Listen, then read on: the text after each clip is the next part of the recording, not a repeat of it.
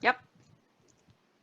Cool. So I'm just going to start by introducing myself. My name is Cassidy Fraser. I am the Pender Island head coach, and I've been for the last 2 summers. And I just wanted to start by saying a land acknowledgement, saying that we are all on the unceded territory of the Indigenous nations in what is so-called British Columbia. And we're going to have a fun chat about racism today. Kind of fun. I'll try to make it fun. For sure. Yeah. So I think the biggest thing to start with is that the idea of sports has all long been used as an idea or an argument that it is an ideal of what is an integrated society. Because as I have a quote here from Grant Jarvie, there is an argument that sport itself is free from racism more than any other sphere of society and can enjoy a certain degree of democratization and equality. And pretty much that's just the idea of it doesn't matter like who you are, what you are, where you're from, what your background is. All that matters is your ability to be the best or to physically be the best. And we can see that obviously with the case of Olympics being such a big deal, right? It is a showcase of sport and it is a showcase of culture, and that is amazing. But we also have to take the step back and ask, well, is that entirely true? And I'm going to go over like a bunch of definitions as well. So the first one is for a blanket term. And so what this is, it is a word or a phrase that is used to describe multiple people of related things. And that degree of variation it doesn't have to be super set in stone. And these are often used for like to be ease of use, or it gives little detail about the things, but it's easy to say and remember.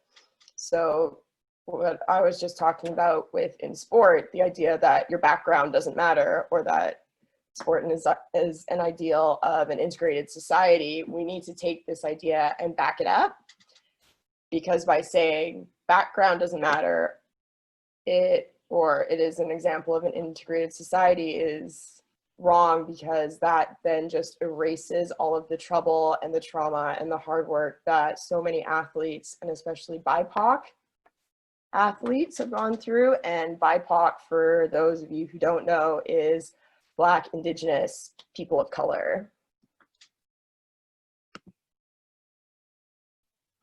And then I wanted to give some examples of oppression where we can pretty much take a step back and be like, this can't be integration.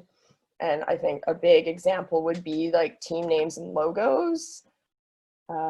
Like the Washington Redskins, the Cleveland Indians, the Campbell River Salmon Kings.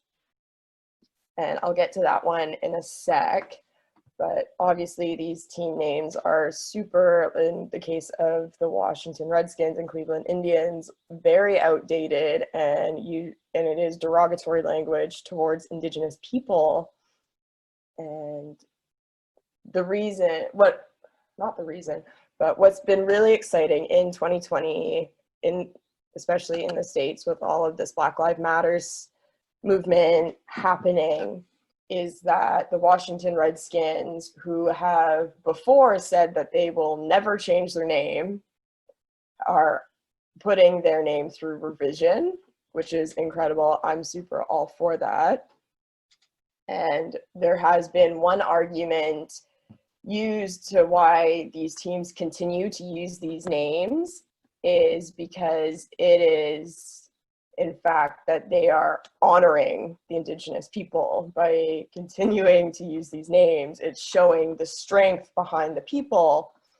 But I have a quote from Stephanie Freiberg. She says, when you use a person's identity in a sports domain, and you allow people to dress up in red face and put on headdresses and dance and chant a Hollywood made-up song that mocks Native tradition and culture, there's no way to call that honoring. Yeah, I think we can all agree on that. And I wanted to bring attention to the idea of the Campbell River Salmon Kings and their logo, because if you look it up, they actually use Indigenous art, which is really cool. I'm super into that, but it also begs the question of, if you are using Indigenous art within a logo, what else are you doing for the Indigenous swimmers or the people in your region? Is this locally drawn? Have you gone to band schools to go promote your swim team? What else are you doing for that nation? Or is this simply just a performative action? We're just doing this almost as a show to be like, look at us, we're not racist, we accept everybody, right? So we just have to always just take a step back and look at the bigger picture. And my next example of oppression is the Iroquois men's lacrosse team, which has been ranked third in the world championships since 2014, and they were third in 2018. However, they have been barred from the 2022 World Games in Alabama. And there hasn't been any like real reasoning behind why they've been barred, but they do know that there have been other teams who have been placed lower than them that have been invited to go and participate. And they're saying, obviously, this is unfair. If they're ranked so high, why are they not allowed to play? And especially they're stating that it is a bit ironic because the sport of lacrosse actually originated within the Haudenosaunee region. So they can bring it back like almost 10,000 years of their people playing this game. So how can they be barred from a world tournament of it? Right? And my last example of oppression in sports, and this is a really big one, and we're going to throw it back to social studies for a little bit, and this is about the Oka crisis, which I really hope you have learned about, but I also like to call it the resistance at Kanisatake. So this happened from July 11th to September 26th in 1990, and it is the biggest example of a military showdown in Canada. So there was during the Oka crisis or the resistance, there was over 2,000 police officers and over 4,000 special force officers deployed to Oka in Quebec. And it was all over a golf course. So pretty much the Indigenous nation, the Mohawk there, were promised 165 square kilometers of land, and through years and erasures and funky legality stuff, they only ended up with 6 square kilometers of their original promised land.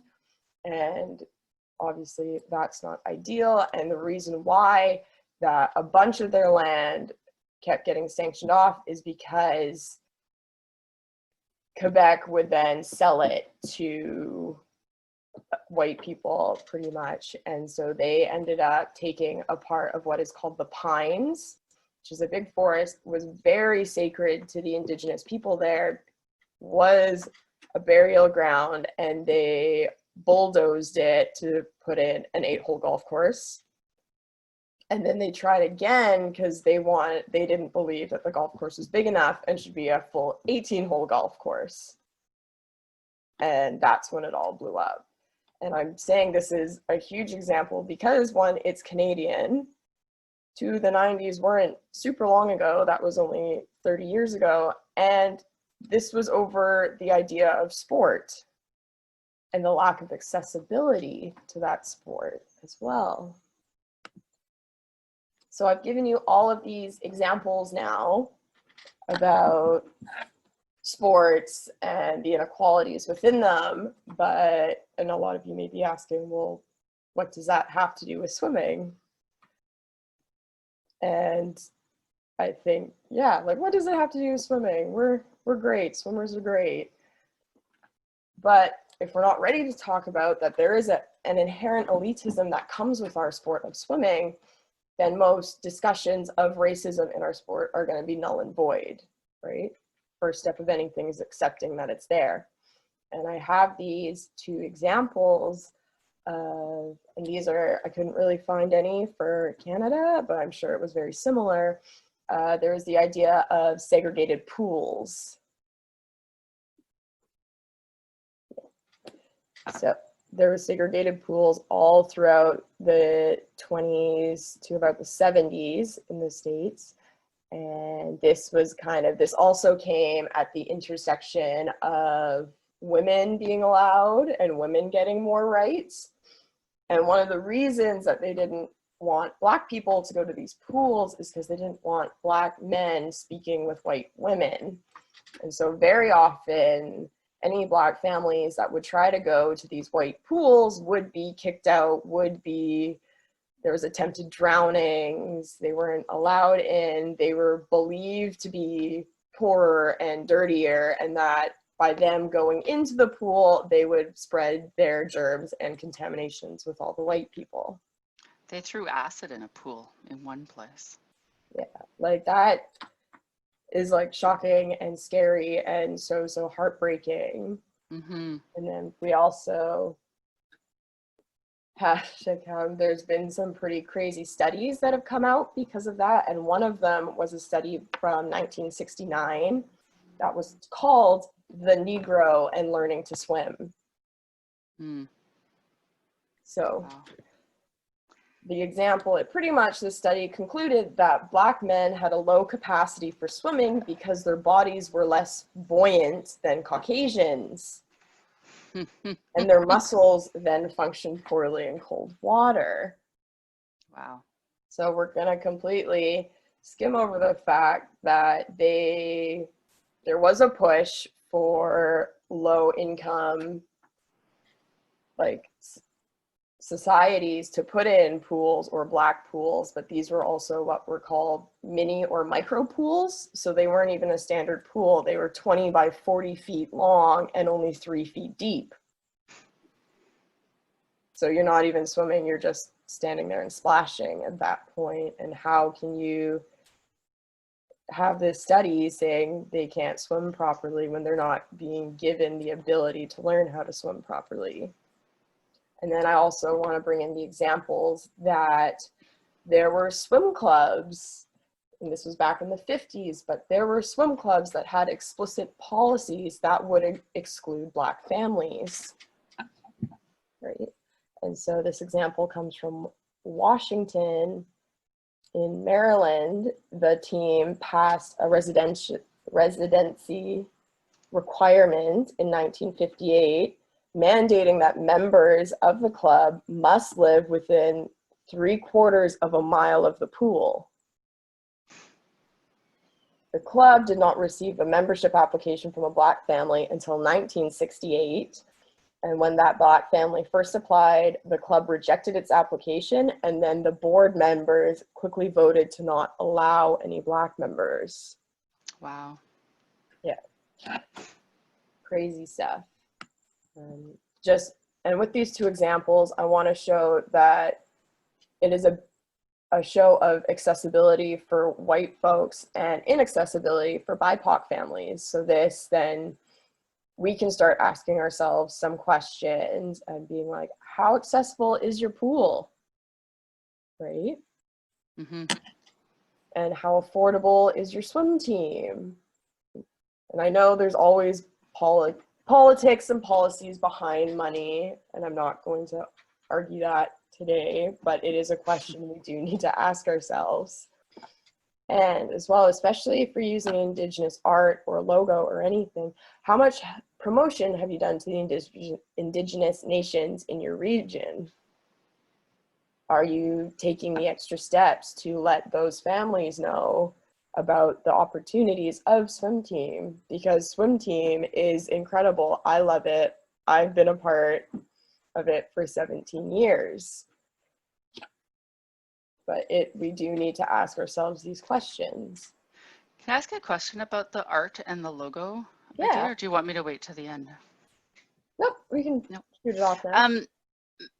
I was involved with an organization that had a logo for one of their big events that was actually both their national teams were native art logos, and they were named after Indigenous things. Like it was the Midnight Suns and I can't think of the other one now. It wasn't a great experience. But I really pushed them on their logos and saying, you know, there's nobody that plays anywhere in Canada that has an Indigenous background. We don't do anything specific in Indigenous communities, nothing. And what came back to me was because the root of the sport is in Australian Indigenous people, that they felt it was okay. And you know, I said, okay, well, let's at least consult with Indigenous people to see what they would suggest that we use. And they basically said that there was like, we couldn't find a type of art that would encompass all the areas of Canada because they're all very different, and that we should just like walk away. And it was just really hard to deal with that situation. I'm wondering what suggestions there are for if there's Indigenous roots in the organization or in the sport, but not necessarily Canadian. Like how do you incorporate other roots? Do you know what I mean? Yeah, and that is like, it is so finicky. I think I always say the best thing would be to consult with the Indigenous people, because you don't want to put a logo up and then one, be really offended, or two, laugh because it's has nothing to do. Right. But yeah, it's I think we're taking over their culture. I can't think of that word. Like just using it because it was cool. Yeah, exactly. Or it is a bit of a show or one of those performative actions of being like, yep, but we are with them. Yeah. And I'm like, hey, you can talk the talk, but you got to walk the walk as well, right? You don't get to use someone's culture just because you thought it was cool or hip or trendy. Well, I think they also got a lot of positive feedback and awards at international competitions for their like team designs and stuff, because they were all Indigenous. So it's, yeah, anyway, keep going. Frustrating, but you know. Yeah. We're going to get to that. And so, and I'm sure what you guys are asking is like, well, what is racism? And I'm going to put a bit of an apology because racism is so broad and non-linear. I had a really hard time trying to put it in a linear PowerPoint. So for the rest of the presentation, I'm going to do my best to keep it linear, but I might be just bouncing around because that's also where my head works the best. So I just had this cool quote that pretty much says, the denial of racism is the heartbeat of racism. Think about that. And so I'm going to go through different types of racism. There's many. I'm going to go through 4 that I think are really, really important. And I think for these 4, when I'm going through them, you don't have to write anything down. You don't have to yell it out or anything. I just want you to think about any experiences that you've had in your life of overt racism, whether it's you directly or with somebody else you know. So we're going to start with our overt racism. So the definition is the unfair, unequal handling of a person or group on racial grounds. It involves conscious and deliberate acts of intolerance and hatred perpetuated by individuals or groups. Or overt being these racist beliefs, attitudes, and practices are expressed or shown publicly or in a very obvious way. You know, the KKK lynching black men is a big example. Pretty much anything Hitler has done is a big example of overt racism. But one example I have here would be an employer who won't hire somebody on the basis of their cultural or linguistic background. And we have, very important with overt racism, it is typically premeditated. So you are fully aware of what you're going to be doing and you do it anyway. And so the next one is covert racism. So that is the expression of racist ideas, attitudes, or beliefs in subtle, hidden, or secret forms. This often goes unchallenged because this type of racism doesn't appear to be racist because it is indirect. Like you, and I think the big thing I want people to know about covert racism is you can be covertly racist and not even know it. Right? And that doesn't make you a bad person. It just means there is not enough proper education about it. But once you know you're doing it and you continue doing it, then you're less of a good person in my eyes. But examples of covert racism also include avoiding people on the street or not interacting with them publicly because of their race, the denial of public benefits on the grounds of race. And it's very important to know that covert racism is the most common form of racism in our society today, because overt racism is technically illegal and it's also considered politically incorrect. And with this covert racism, one term we do need to look at as well are what are known as microaggressions. So these are indirect, subtle, or unintentional discrimination against members of a marginalized group. So these, like the microaggressions, are those very like offhand comments you will hear people making. And then we have our good old systemic or institutionalized racism. And this is the differential treatment of racial or ethnic groups through what appear to be neutral rules, policies, and procedures, or by organizations or governments. So an example is that would be no student may wear headwear to school, but that could result in this discrimination against students whose religion require the wearing of headwear. And we have to be very clear with this is systemic racial discrimination can occur even when there is no intention to discriminate. So systemic racism is subtle and it manifests itself. So again, it goes hand in hand with those microaggressions as well.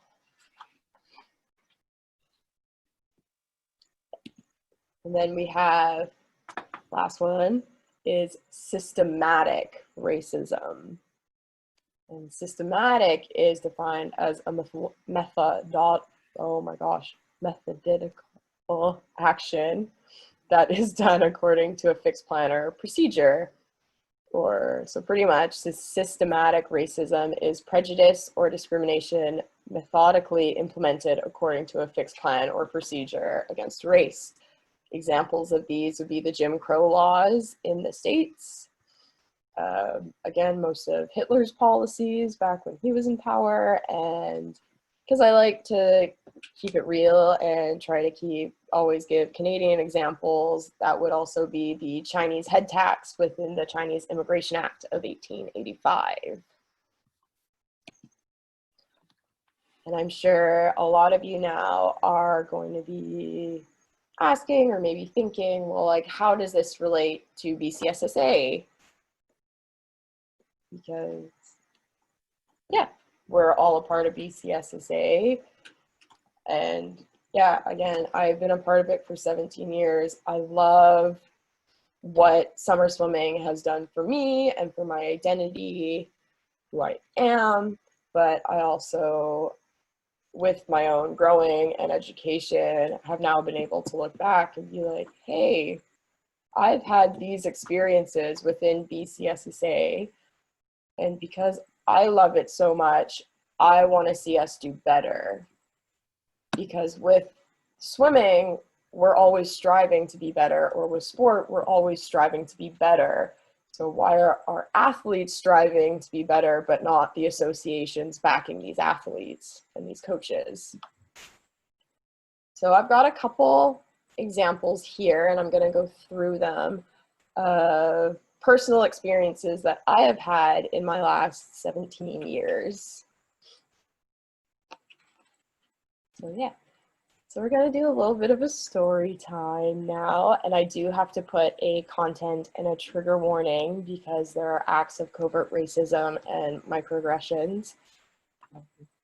I think it's really important that we do put these warnings, especially in like the case of social media when we're posting things and photos. This is pretty much letting any BIPOC people know, like, hey, this could be re-traumatizing for you, so I'm going to give you a chance to step back if you need to.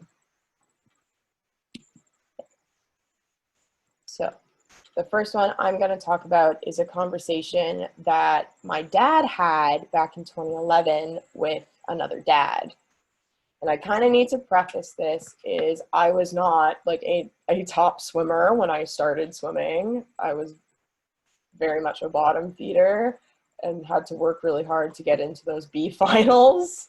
So I think this is about the time where was maybe like usually coming in 8th and 9th, and now I'm coming in like 4th and 5th. Like I was getting really excited because things were starting to click with me in the pool. And so this happened at the Nanaimo meet, and I can't remember what race it was, but pretty much it was a race. It was very close. And one of the dads whose daughter that I swam against was just like, wow, like went to my dad and was like, wow, like Cassidy had a really good swim. She's doing really well. And my dad was amped and he's like, yeah, she is doing really well. It's awesome. And then this dad, the other dad said, well, she must be doing so well because of all that Chinese blood that she has in her. And yeah, my dad kind of took a step back and was like, she doesn't have any Chinese blood in her. Like, I'm half Indigenous. My mom comes from the Kitasoo Nation in Clem-2, which is a 12-hour ferry ride north of Port Hardy and a 3-hour ferry ride east of Haida Gwaii. So this is a pretty good example of a microaggression because there was no intention to be racist at all. And I'm sure this dad, he was also an Asian fellow, was just maybe really excited. So, and I tend to just give the benefit of the doubt because I don't like to go around thinking everyone's inherently bad or inherently racist. But that being said, I was also 14 when this happened. And I decided to put my ages for how old I was during these experiences just to show, like, this happened to me in BCSSA when I was a swimmer, and it happened to me as well when I've been a coach. So, there's my first experience.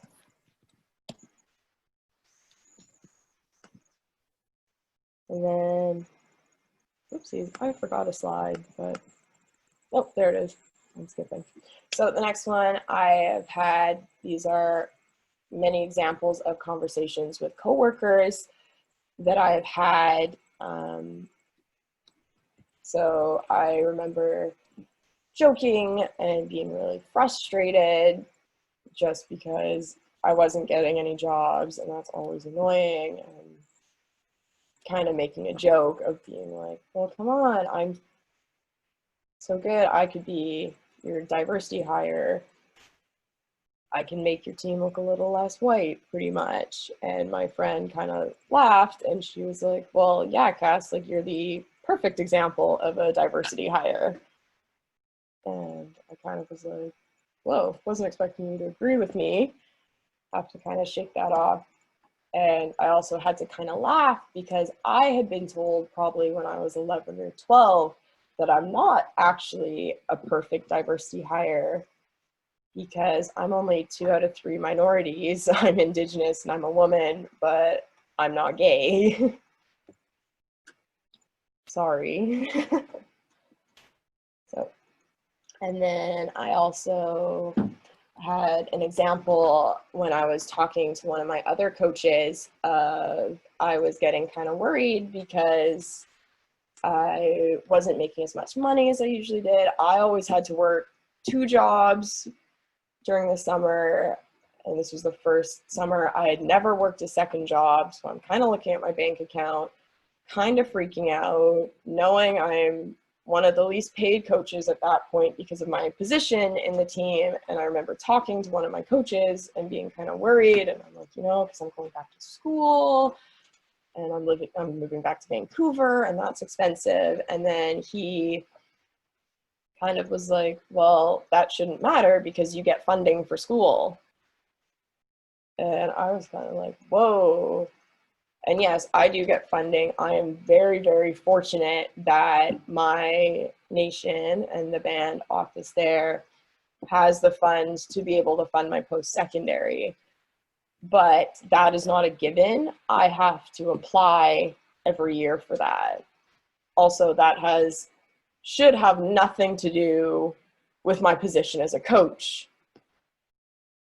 My work and my school don't really overlap. So I was like, what? Yeah, just very confusing. Also, where I'm like, well, who am I supposed to go talk to now if my coaches aren't supporting me, or this is their ideas? And yeah, and I do have to preface by saying that, like, again, these people are not bad or mean people. I loved working with them, but because of my education and my ability to now look back, I can be like, this is where we need to do better. This is where it needs to look. And this just means I have to go out and educate people. I need to start standing up. And a very brutal example was in one of my final years, I had been called a Redskin by the head coach. And he meant it. I know he meant it in a very joking way. But what was really disappointing is I had to ask him 3 or 4 times to stop calling me that. I don't like being called that. I don't find this funny. And at that point, we had been working together for multiple years. So it was like, where is this coming from? This isn't, I have known you for so long now, and you've known me. You would think you would know where the boundaries are. Apparently not, and we've talked about it. But so that was between the ages of 19 and 22. And so my last example I want to bring is my example, which happened at Provincials in 2020. And I want to preface this by saying, and hopefully I've shown you, that racism is very layered and it's very sneaky, and it's very, I would say it's very much like a disease. It's infectious. We don't even show symptoms necessarily of it.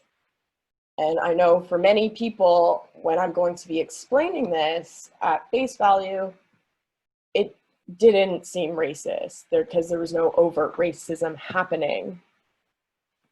Because I'm very hopeful that there was no intention of racism or discrimination. But I do have to say that it was a very big wake-up call for my position as an Indigenous woman just in society. And it also was a show for me what needs to change within BCSSA and within my very own region of Vancouver Island. So what happened is I decided to run for regional coach at the kind of very last minute.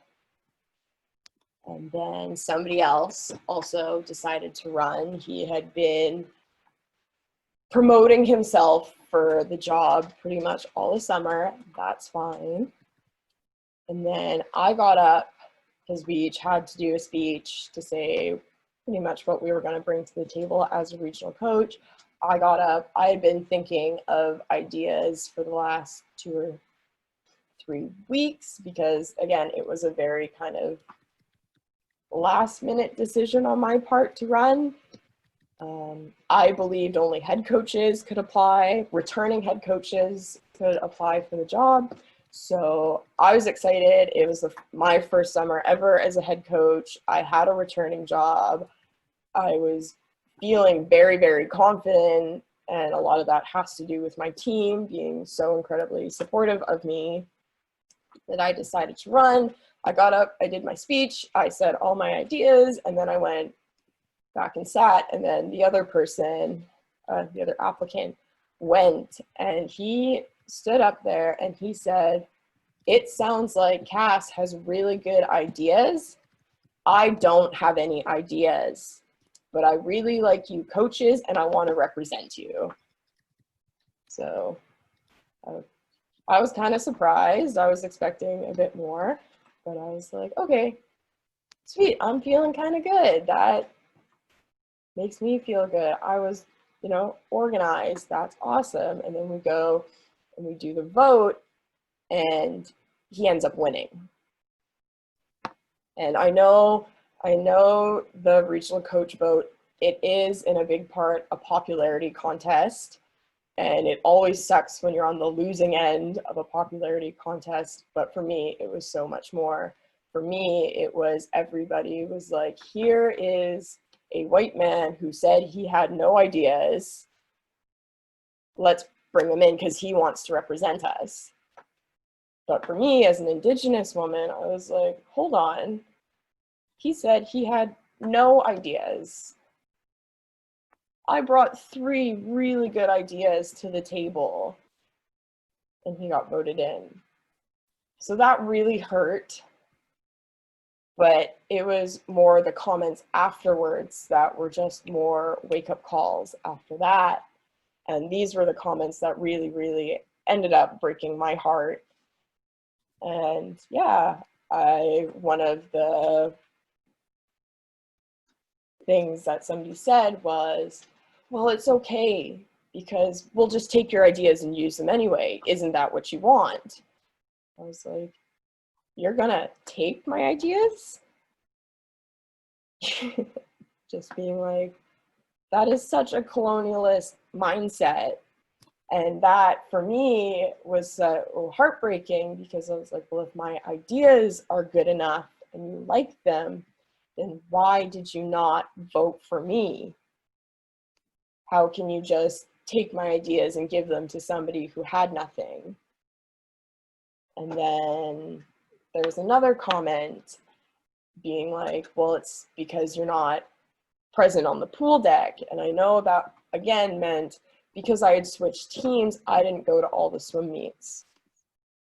But where I was like, I have been present on that pool deck for the last, at that time, 15 years. Because I missed 3 this summer, that just automatically erases me. And there was even one person justifying, well, it's because it was my first year as a head coach. And where I was just like, how can you justify that when I've been on this pool deck for 15 years? And at that point, I'd probably been coaching for 5 or 6 years, 5 years at that point. And that was such a show. It was so heartbreaking for me. I left Provincials with the idea that that was going to be my last Provincials ever. Because it was a show where my coaches, my region, don't respect me in a way that I thought they did, and a way that they probably think that they do. So yeah, that was very hard for me. And then all of it's been very hard for me, if I'm being honest. And I probably cried every day working on this presentation. And I was ready to walk away after Provincials. I was ready to not go back to the pool deck and not coach because I really felt that I was not good enough at that point. And I know some people are gonna be very quick to jump the gun and be like, well, it can't be racist because it was well intended. They didn't intend for you to be offended. They didn't intend for you to be discriminated. However, it is so important for us to know that just because you have good intentions or well-intentioned, that doesn't matter when a party has been injured or offended or hurt by the act of those intentions, right? So we do, in the case of racism, I like to think that intentions don't matter. And another good example would be that nuns in residential schools had good intentions of educating Indigenous kids, and we all know that that didn't happen. And also, I feel like a lot of people are going and wanting to apologize to me, and I am currently not accepting apologies because I want you to know, and I want to know that this apology is coming from a place of acknowledgement and a promise to not repeat these behaviors or these words. And I think it's also just really important to know that an apology without real intention of change is not an apology, but an excuse to continue your behavior. And so there is a need to normalize not accepting apologies immediately. The last experience I talked about at Provincials has taken me a year to bring up. Like, I am still quite traumatized by it. I left Provincials and I went home and sobbed as a 23-year-old woman in my mom's arms and had my mom holding me for a day. So I can't accept immediate apologies because for me, it'll feel like you trying to feel better about your white guilt. And I'm not here for that. I want people to be held accountable and to take a course of action. And it is going to be a bit of a show me how you've done better or how you're doing better. And I'm sure many people are asking the question, well, why do I still coach? Why am I still here? And that is a fair question. It wouldn't have been easy for me to walk away. It would have probably been easier for me if I walked away from coaching and from BCSSA. But one thing is me as a person, I don't get to walk away from racism. I deal with it every day. Even if I can walk away from one situation, I'm still going to deal with it in every other aspect of my life. And I just wanted to bring up two other points. If you guys had noticed on my slide where I'd said there's like all the experiences I've had, is I had two other ones, and these are pretty much what cements me on really wanting to be a coach and why I still coach. And I need to preface this story that I have here is in 2015, I took a break off of swimming. I had just graduated high school and I went traveling for 4 months. I came back from traveling and worked at the pool as a lifeguard before I went back to school. So that was the time frame. And I also need to say, when I was traveling, I got really dark. I'm a sun chaser. I was hanging out on beaches in Spain and Portugal and Italy. So I literally looked like a burnt gingerbread person. And then I went back and I was guarding, and I remember seeing one of my kids that I used to coach. He was just kind of looking at me, which was normal. My hair was longer, I was darker, nobody recognized me when I walked in. And, you know, he came, he gave me a big hug, and I was like, oh, hey, but like, you know, you're late for practice. And I was just standing there at the end of the pool, And then this kid pops up and he's just looking at me, and I was like, what's up? And he was like, you're so beautiful. And then swam away. And I was flattered. I was like, oh, that's cute. That makes me feel nice. And then in 2016, we're going to fast forward, I then got an email from one of his parents. So 2016, I started coaching again.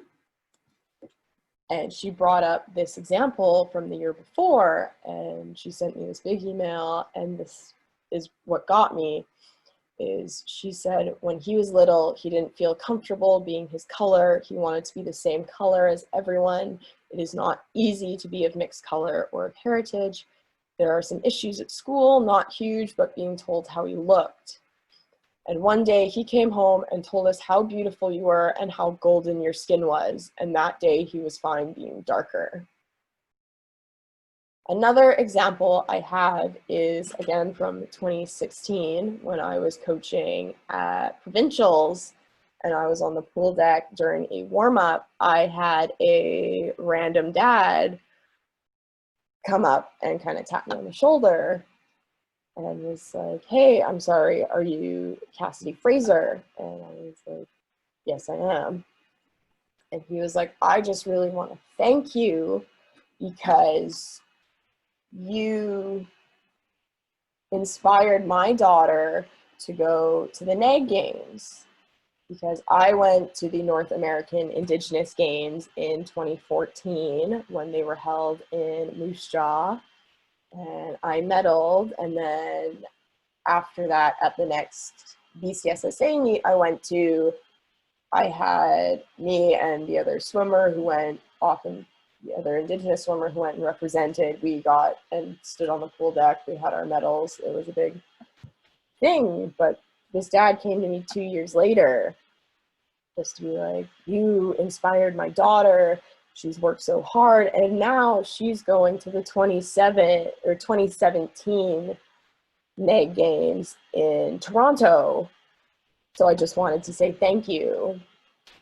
And I was like, whoa, like that's incredible. I love that. And I wanted to bring these two examples up because there are reasons why I still coach, and it's because I was present on the pool deck. And I am able to be a presence for minority and BIPOC swimmers. You know, and another reason why I still coach is I'm working with a very incredible, supportive, silly little team, you know, and working with this team, they gave me the confidence to even apply for that regional coach position. And I can say I am probably a way better coach now than I had been. And it's also, I still want to go on the pool deck, even though it scares me. And it's kind of sad to say that I was kind of excited when COVID-19 hit, because it meant I didn't have to go stand on a pool deck with my other coaches, because it is no longer a safe space for me. I no longer feel like I completely belong or that I am considered an equal next to my other coaches. And I am also here to ensure that any racist experiences are brought forward, brought to light, and brought for discussion. And I think it's so important because, yes, these are my experiences, but I have a bit of a sneaky feeling that I may not be the only one who has had them. That's why I'm still here. That's why I'm doing this presentation. And that's why I still show up to the pool deck. Yeah. And so I know this is a deep and a heavy topic, but I wanted to bring forward some potential solutions, because it's one thing to complain about something. It is another thing to bring forward issues with solutions. And the biggest thing I need to preface with is that we have to realize that there are no quick fixes in anti-racism work, and there's no blanket solutions to overcoming racism. because every team and every region is going to have different needs and different priorities, and therefore we need different solutions. The worst thing I think would be for BCSSA to come out and say we're doing this, this, and this, but it doesn't help everybody. And I want to try to help everybody, or as many people as I can.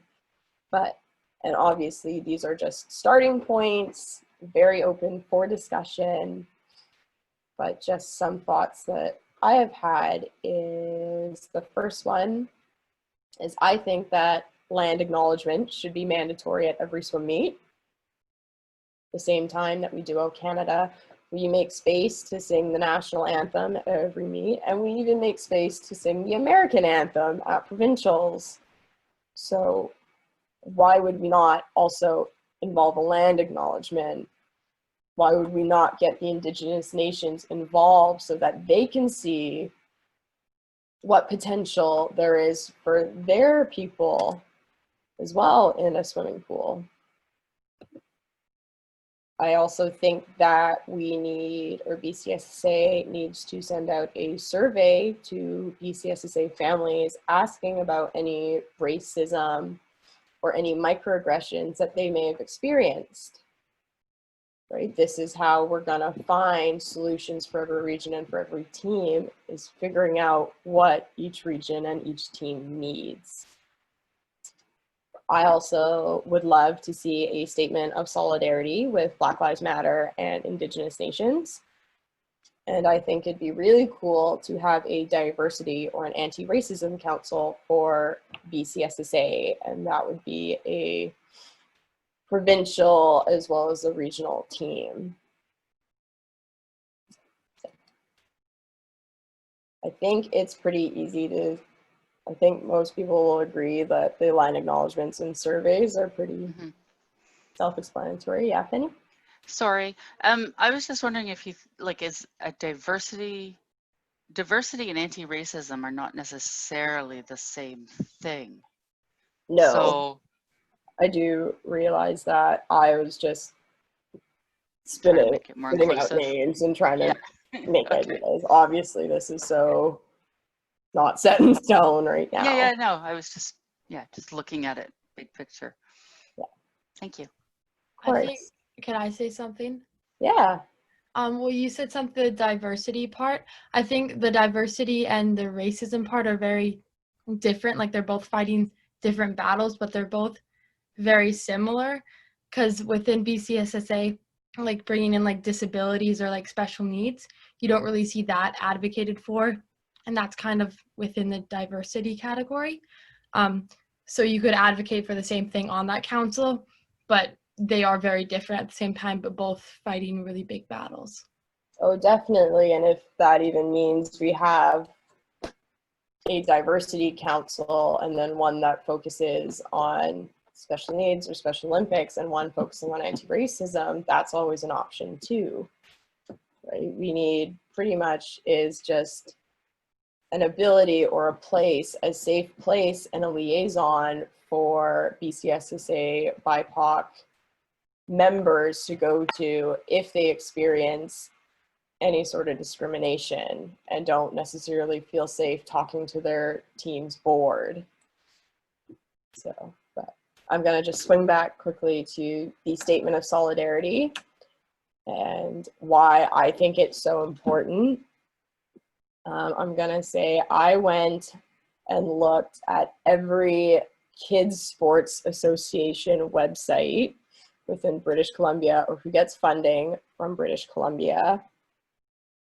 Yeah, and there were 0 statements of solidarity.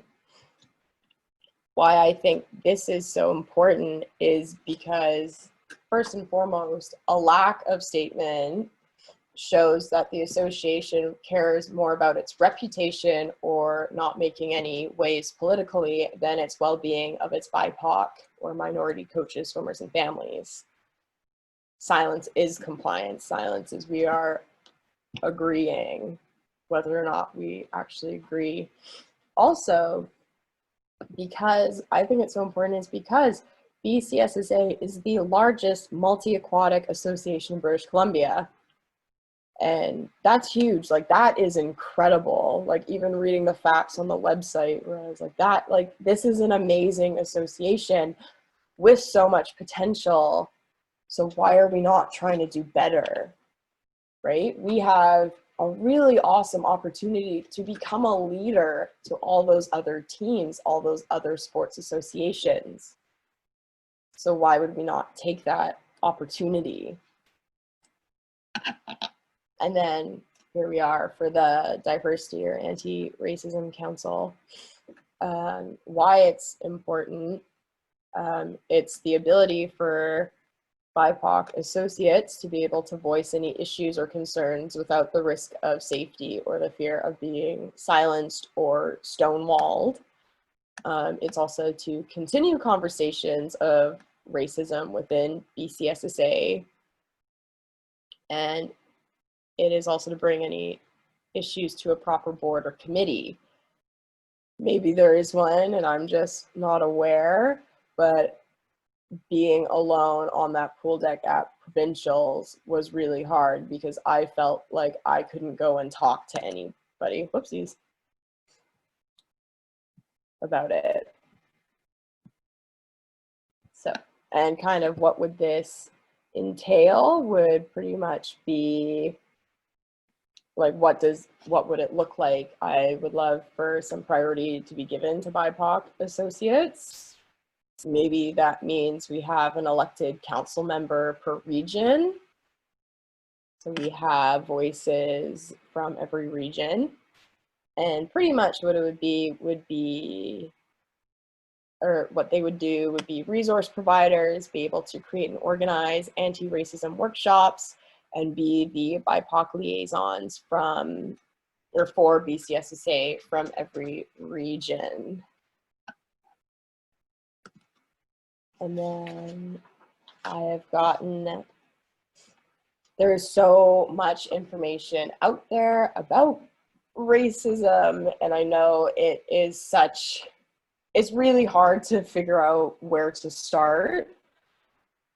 So here are some resources for you. The first one is the Guide to Allyship. So this is Guidelines for New Allies. I would really recommend starting there. It pretty much just is like, if you consider yourself an ally, what does that actually mean? What can you do? Like, just as a starting point, it's brilliant. I definitely recommend it. I've also got an article there that talks about the racial discrepancies within the swim world. The Swim, Drink, Fish one is a really awesome example of a statement of solidarity,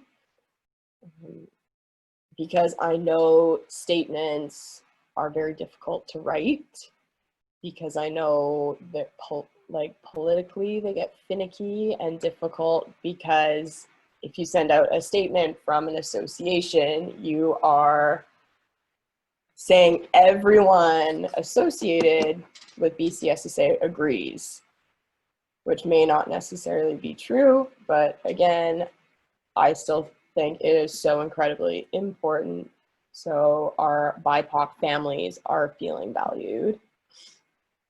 And then the next one I have is a study about the constraints impacting minority swimming participation back from 2010. That was by the University of Memphis. That was brought to Swim USA. And then the last one is just a book called Sport, Racism, and Ethnicity by Grant Jarvie. Obviously, you don't have to go look at all of these. These are just some starting points for you in your anti-racism education. All right, and last but not least, I just want to put out a bit of a public service announcement that I understand that many of you may be excited to be learning about racism and all that, and I'm really glad that you're wanting to learn about all of the systemic racism going on, not just in swimming, but in society in general. And I know, because humans like to do this. You're going to want to regurgitate all your new information. You're going to want to tell people and try to educate people about what you've learned. And I love that. I am all for that.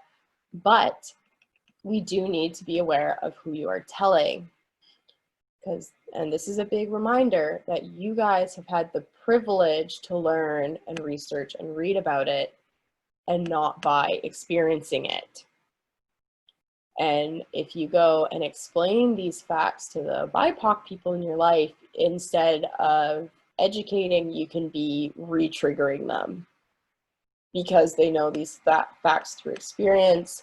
I have definitely felt that way. I have a criminal justice diploma. I'm going back to school for criminology and political science, but in every single intro to crim course, you are going to hear the stat that while Indigenous people in Canada only make up 4% of the population, they make up 96% of the prison population. And I learned that fact every day for 3 years and however many classes. And I can tell you, it's so exhausting. I remember reading an article for my youth and criminal justice class, and it was solutions to the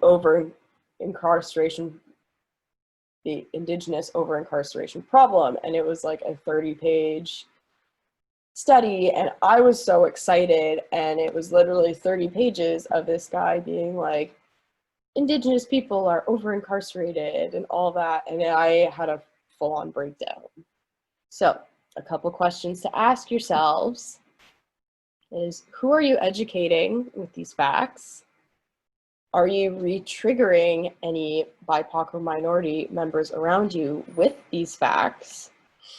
And the biggest one is, have you asked your BIPOC allies if they have the emotional or mental stability to process this information, right?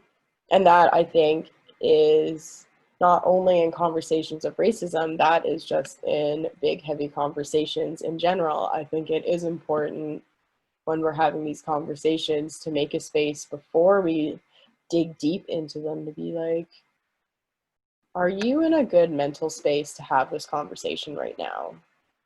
And that's where, like, you ask that, like, that for me shows so much. That is like, you are trying really hard to learn. You are not just thinking about these facts, you are applying them to real life situations. And yeah, that is all I have.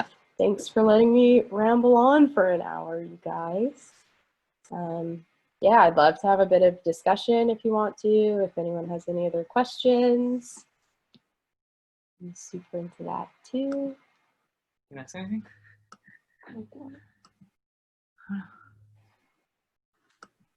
Ask a question? Yeah.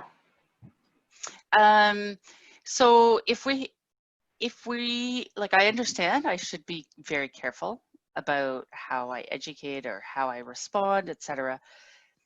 When you, like me as a white, middle class kind of person, how do I then recognize or communicate with somebody that I recognize that I have probably said things or done things unconsciously to a friend or person of color? How do I don't want to make that apology because you said it's trite and it doesn't mean anything. Like, how do you move forward? I think instead of making apologies, it's more going to those people or the next time you have a conversation and being like, hey, I've been doing some research. I've been learning this. I've learned A, B, and C, and how I may have been a part of it or perpetuated it. Mm-hmm. I'm doing really hard. If you have the capacity, please just let me know. If I can't catch myself, catch me, pretty much. That's good. Yeah. Cool. Yeah. Any other questions? Or? Anybody else have feedback? Thoughts? Yeah. Em looked like she had her hand up. Can you hear me? Yeah, I was gonna ask, because on the Nanaimo team, we have, I don't know, maybe just a few kids that are people of color. And I was wondering if there was anything that we could do as coaches to make them feel welcome, or if there was anything that you wish your coaches had done when you were going through these moments. He's a coach. Yeah. Go ahead, Tobla. I don't know. Lots. I think I was in a very weird situation growing up on Salt Spring, as I never had a consistent coach. So that was one. The max I get a coach was for 2 years, and that's because they go assistant head. But I think it is just to start having these conversations, even if I don't want to say like making comments lightly, but just showing that you are somewhat educated. And kids, I find like kids are so funny, especially with like the covert stuff where they're probably not even aware of it. But I think the big thing is when you see it and when you catch it is to call it out and to have a meeting and be like, hey, this is inappropriate and here's why. I had to do that one year because I had 2 of my kids walk onto the pool deck doing the Hail Hitler sign. Yeah, shocking. And I was like, this can't be just me. And looking to my other coaches, and they're like, it's like we see it too. And I had to pull them out after practice and be like, that was really inappropriate. This is why. By the way, I have to go and talk to your parents. And when I went and talked to the parents, it was kind of weird because the boys had said they were just trying to do a new like dab or something. And so they were like, they didn't mean it. But I was like, how? They were like 11 and 12. I'm like, you're old enough to know what that means. So in my long, rambly way, I think probably just as a coach, it is like just taking those steps and being like, hey, that may have come across as offensive. Like, are you offended? Are you okay? Is there anything I can do to support you? If that makes sense. Any other ones? I got a little question.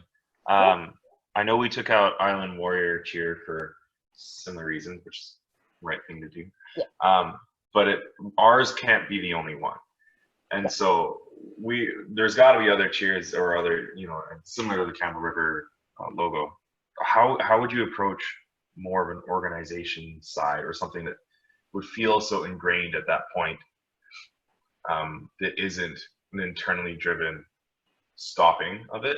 How do you go and you approach another region, let's say, and say your region cheers a little bit Inappropriate. we're not cool with that, like how do you go that way? And then it's the whole, well, this is a culture, we've been here for, you'll run into that. And like I will say, I'm a bit guilty. I am a bit of a traditionalist when it comes to cheers, because I do agree with that, where I'm like, this is a part of the culture.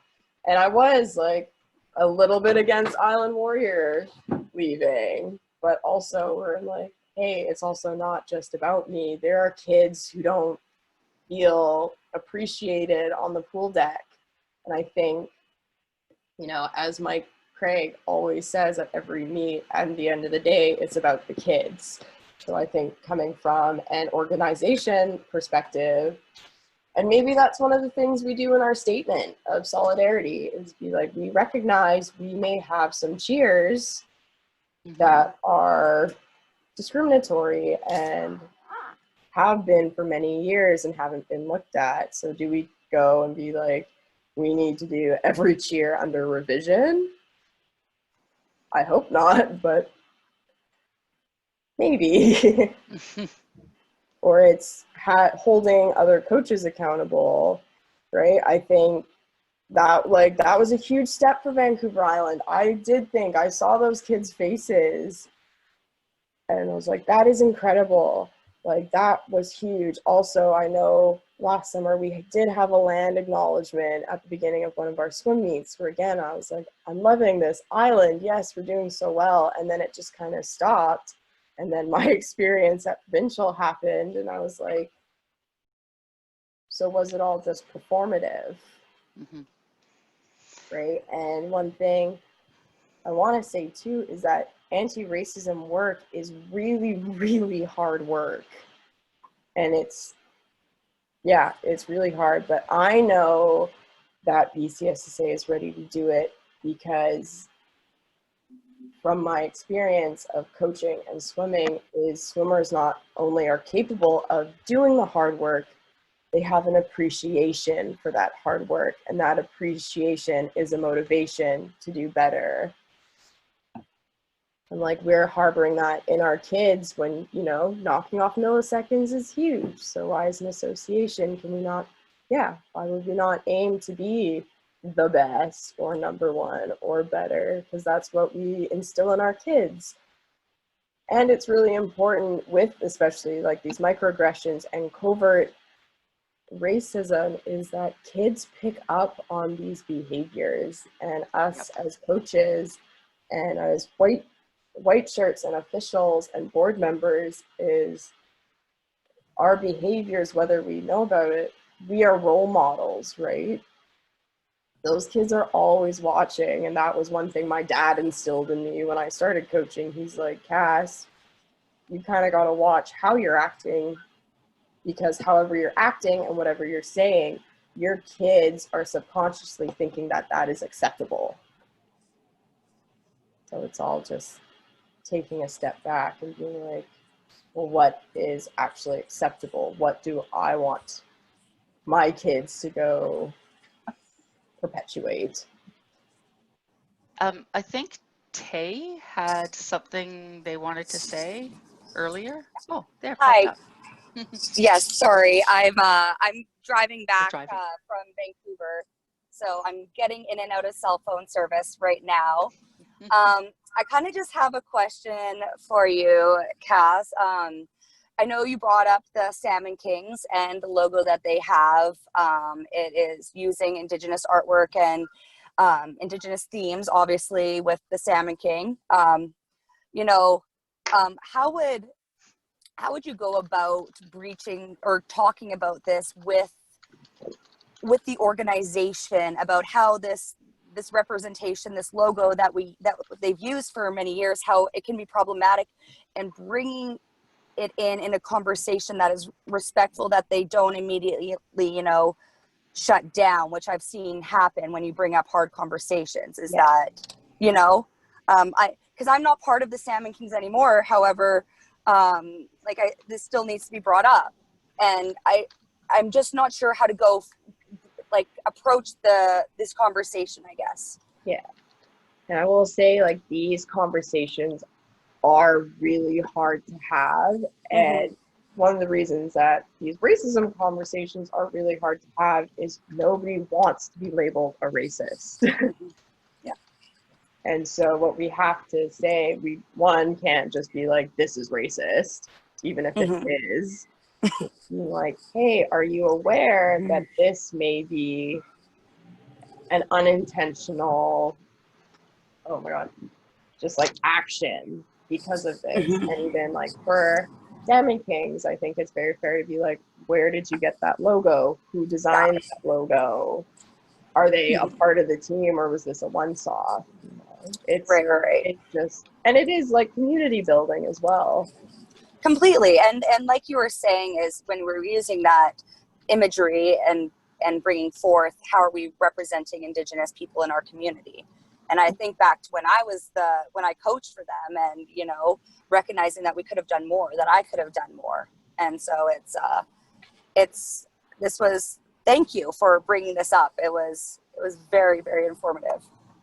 You're welcome. I mean, as I said before, like, I love BCSSA. It's been a huge part of my identity. I've had so much success within BCSSA, but yeah, I've also had so many experiences of just like hindering or of racism or these microaggressions. And because I love it so much, and because I'm a bit of a sucker for pain, that's why I decided to do this conversation. I'm really glad that you did, because I know I got a lot out of it, and I really appreciate your candor and your openness and sharing the pain. Yeah. Appreciate it. Well, I mean, Thanks so much, guys. I hate that it happened, but I appreciate that you shared it so we can step forward and start to maybe try to make it better if we can. This will definitely open conversations at the provincial board, though. I'll put it that way. That's what I want. And hey, if you're hiring for that anti-racism council, Oh, I see. Oh, paid. I gotta promote a little bit. Oh, yeah. I don't know. Danny's on the call here. Yeah, you know, I don't know if anybody else has any other comments or questions. Oh, Isabella does. Thank you so much. I learned a ton. Yeah, no, of course. I'm glad. I saw Ava's mouth say yup. And I just want to say, like, I am fairly open. I like to think I'm a pretty good resource. So if you have any questions afterwards, like, please feel free to message me on Facebook or Instagram or my email. I'd be more than happy to have these conversations or at least send you some resources. Try to put your feet in the right direction anyway. Yeah, for sure. And we are going to make this public on the YouTube channel and share it on the website, share it on social media. And I hope that everybody that's here can share it as well and start making some changes, start learning. Yeah, that's all I can really ask, is that you guys just are open to learning about it. And if I did that, then this presentation went really well. Thank you so much. Yeah.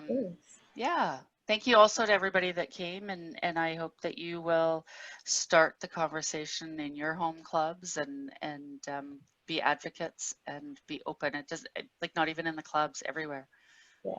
And I do want to put another PSA out. I know this, like, you are going to learn so much, and it's really hard learning, like, just like emotionally and mentally. So please, like, please take care of yourselves. Please keep your self-care going. I've had some really awesome conversations with some friends starting this research, and I know one of them, she does international law in Estonia for a company or an app company, and she was like, I need help.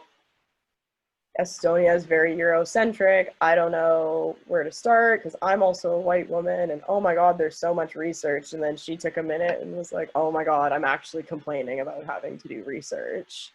And I kind of laughed, and I was like, yeah, but it's really heavy research. So it's okay to feel burnt out, or it's okay to take a day off. And I just don't want people feeling guilty. Only a little guilty if you're, like, not doing the work. But, like, yeah, just take care of yourselves too, because this is a big, long process, and we need everybody in for a big, long haul.